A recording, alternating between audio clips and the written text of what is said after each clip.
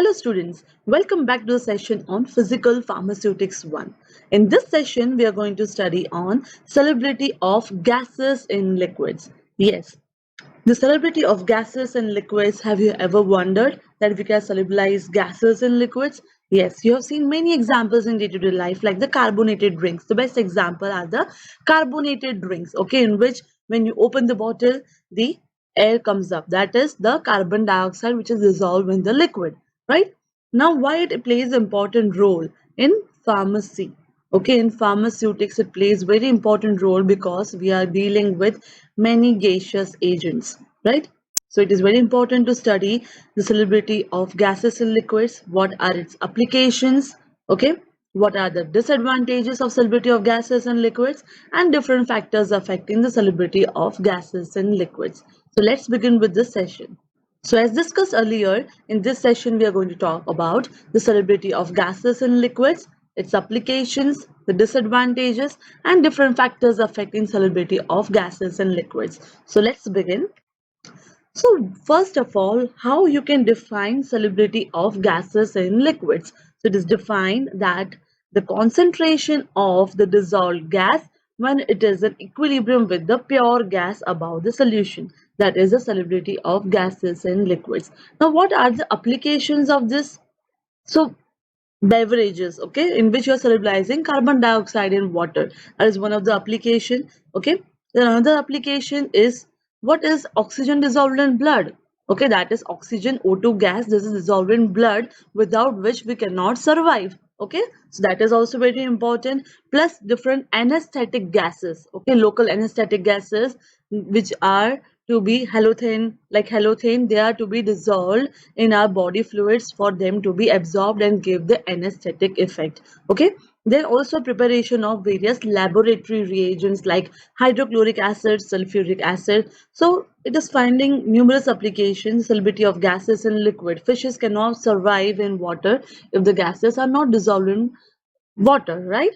So what are the disadvantages then? The pharmaceutical preparation of many substances are hampered because of the presence of gas. How? They may lead to oxidation. Okay, so they enhance the oxidation of drugs.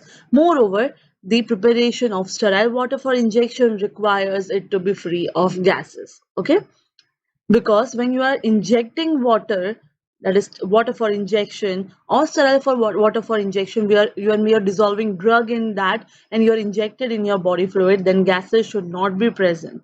Okay, it may lead to death even. If one of the example I can give, if you are injecting or if you are injecting plain syringe without only air syringe you have injected in your veins, it may lead to cardiac block. Okay, so the sterile water for injection, which is to be used for injecting the drugs, should be free of gases, completely devoid of gases. And the last, at high temperatures, if the gases are present, it may lead to explosion. Okay, so now seeing the applications and the disadvantages of solubility of gases and liquids, next move forward to the factors affecting the solubility of gases in liquids. First factor affecting the solubility of gases in liquids is the pressure.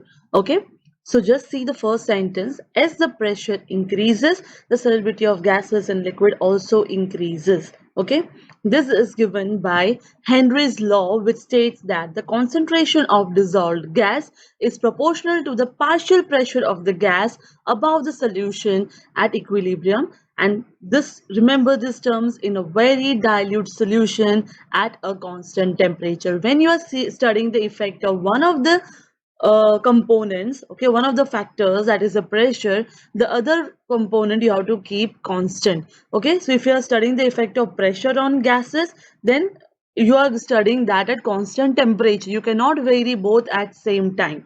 Okay, so as the pressure increases, the solubility of gas increases, which is stated by the Henry's law, which states that the concentration of dissolved gas is directly proportional to the partial pressure of the gas above the solution at equilibrium in very dilute solutions and at constant temperature. So directly proportional means that the concentration, if the partial pressure of gas above the solution increases, the concentration of gas in the solution also increases. So see this, then we have to remember this also. C is directly proportional to P, and when you are using any proportionality constant, you have to use some constant here. So C liquid is equals to K into P gas. Okay, so what is C? C is the concentration of dissolved gas, which is expressed in moles per liter. Then P is the partial pressure of the gas above the solution, that is uh, expressed in kilopascal. So C and P are directly proportional. If the partial pressure of gas above solution increases, the concentration of dissolved gas also increases. And K is known as the solubility or the Henry's coefficient, which has the unit of mole per liter kilopascal. Okay. So what are the applications of, of the effect of pressure on the solubility of gases in liquid? So the influence of pressure is utilized in making carbonated drinks, okay? And Henry's law is used to estimate the solubility. So you must be seeing that when you're opening bottle, okay, the partial pressure decreases and therefore the gas in the solution comes out. You are filling the gas in liquid under pressure, okay? The Henry's law is also used to estimate the solubility, right? What are the limitations then? Temperature should be constant, as we have seen the definition. No chemical reaction should be there, and it is applicable only for dilute solutions, right? So the next factor which is affecting the solubility of gases and liquid is the temperature. Okay, so now the effect is different. As the temperature increases, the solubility of gas decreases. Okay, temperature increases, solubility of gas decreases. The effect is different. So this is seen when you are boiling water. Okay, the bubbles come up, means the gas is removed. Okay, and this procedure of applying temperature is used to remove the gas from water. Okay, unwanted. When you are preparing sterile water, we want, what we have seen in applications, that we disadvantages, we want the sterile water or water for injection free of gases. So by increasing temperature, we can remove the gases from the water. Okay, so applications: dissolved gases are removed by heating the solution. And limitations: ammonia solution or liquid bromine and chlorine water should be handled with care under warm condition, because the removal of gas may lead to explosion, right? Third factor is the effect of salts.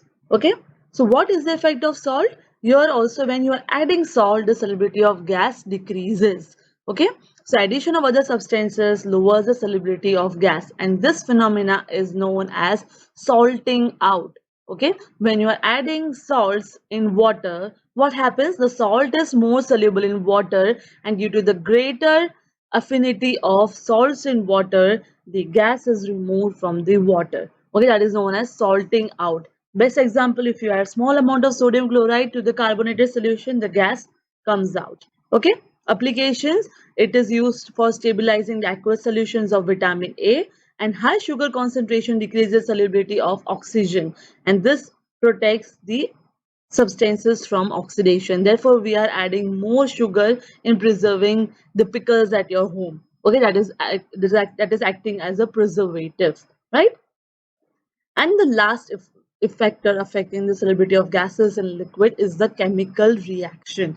Okay, chemical reaction increases the solubility of gases. Okay, best example is the hydrogen chloride, ammonia, and carbon dioxide show deviation as a result of chemical reaction, and deviation will be there.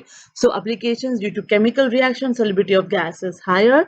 Example: hydrogen chloride is about 10,000 times more soluble in water than in liquid oxygen. Okay,